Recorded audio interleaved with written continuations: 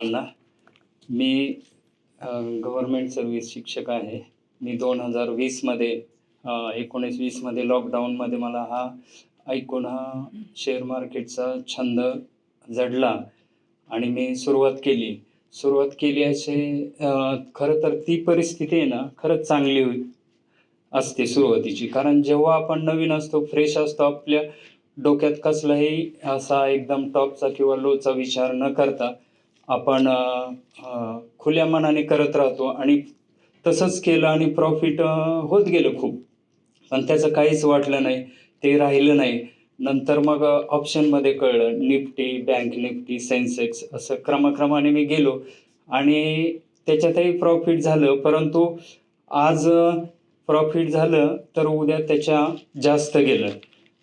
असं झालेलं आहे आणि 1-2 वेळा असे अनुभव आले, की 50,000 मी टाकले आणि मी खरं सांगायचं म्हटलं तर कर्जातले पैसे टाकायचो त्याच्यामध्ये आणि 50,000चं 5,000 व्हायचे आणि थोडा निश्चय करून, थोडा संयम राखून 5,000चं मी 60,000-70,000 पर्यंत गेलो. पण एक 2-4 दिवसात मी सर्व घालून परत एक वेगळा माझ्या मनात विचार यायचा, की आणखी थोडंफार टाकू, जास्त नको पण थोडंफार. असं करत मी वाहवतही गेलो.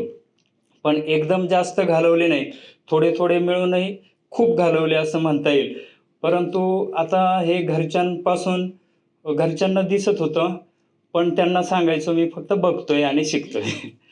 पण मिसेसच्या मेहुण्याने थोडंसं त्याच्यात पैसे घालवले होते आणि त्याची चर्चा सासूबाई, मिसेस आणि तिची बहीण यांच्यामध्ये होत राहायची आणि त्यातमध्ये मग मलाही नावं ठेवायला सुरुवात. पण मी सांगायचो मी बघतोय आणि शिकतोय फक्त.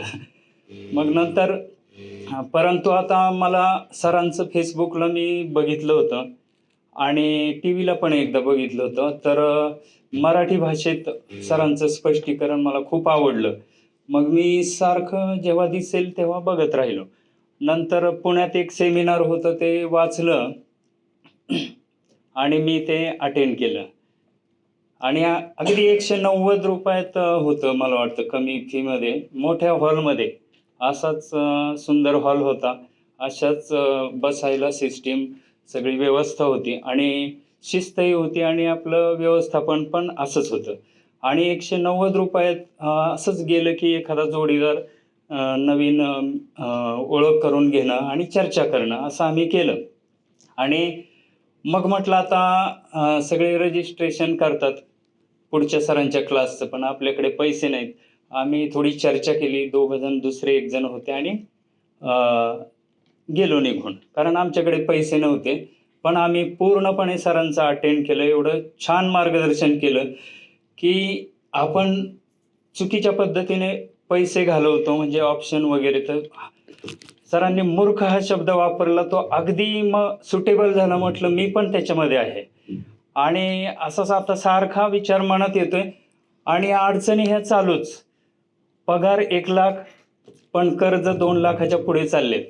अशी अजूनही स्थिती आहे. आता ती कमी करण्याच्या स्थितीत आहे. परंतु विचार तुषार भूमकर सरांचा सेमिनार केला होता आणि त्याच वेळेला वाटलं होतं पैसे असते तर आपणही रजिस्ट्रेशन केलं असतं. सरांना जवळ जाऊन भेटलो असतो. आणखीन अधिकची माहिती घेतली असती. पण तिथं थांबू शकलो नाही. कारण फी भरायला पैसे लागतात ना आणि सरांनी सगळं एक्सप्लेनेशन सांगितलं होतं. शिकण्यासंदर्भात किंवा त्याच्या गांभीर्यासंदर्भात. त्याचं महत्त्व सांगितलं होतं सगळं. मग आता मी सारखा अधूनमधून रोज कधीतरी सारखा विचार डोक्यात यायचा. तुषार भूमकर सरांची आठवण व्हायची आणि असाच एक दिवस विचार करत होतो. काम चालू, पंचायत समितीमध्ये मीटिंग चालू आणि मला आला फोन. योगायोग फार चांगला. तुषार भूमकर इन्स्टिट्यूटचा फोन आला, की असं-असं आहे. तुम्ही जे सेमिनारला आले होते आणि तुम्हाला शिकायचं आहे का? तर मी म्हटलं किती फी वगैरे किंवा काय? तर बजाज फायनान्सचं लोन नाही दुसरा काय पर्याय? तर बजाज फायनान्सचं लोन त्यांनी सांगितल्यावर मी केलं अप्लाय. पण ते सिबिलने बसलं नाही. मग मी म्हटलं आता काही असो, अजूनही कर्जाचेच पैसे त्याच्यातले म्हटलं जाऊ द्या, थोडेफार गेले तर आपण असे किती घालवतो. मग आपण सरांनी किती कॉन्फिडन्स देतात हे बघितलेलं आहे, ऐकलेलं आहे. मग आपण ते करायचं. 15,500 मी भरले आणि 1 दिवसाचं जॉईन केलं. परंतु इथं आल्यावर इथली व्यवस्था आणि खरंच मला असं वाटतं की एवढी AC हॉल, बसण्याची सुंदर व्यवस्था, खाण्यापिण्याची, नाश्ताच असा असतो की खूप चवदार आणि त्याचं भरपूर जेवणच होतं नाश्त्यामध्ये. 2 टाईम जसं काय आम्ही जेवणच केलं सर. आणि एवढे छान मित्र, राज्याच्या बाहेरून आलेले काही जण, काही लांबून आलेले आणि हुशार जे रिपीटर्स आहेत, सरांच्या आधी बॅच केलेले, त्यांच्याकडून खूप चांगले अनुभव मिळाले. मला आता सरांनी म्हणजे मला जरी आता फ्रेशर आहे मी, जरी मला हे सगळे शब्द अवघड वाटत असले, पण हे नियोजन आणि त्याचं जे शिकण्याची पद्धत आहे, नोट्स आहेत, आज माझ्याकडे सरांनी दिलेल्या नोट्स आहेत, ह्या माझ्याकडे फार मौल्यवान आहेत. त्याचा मी आजपर्यंत इतर गोष्टीत, नोकरीत पगार घेतो दिवसाचा, त्याच्यापेक्षा जास्त वेळ घालवला त्या कामासाठी, माझ्या नोकरीसाठी.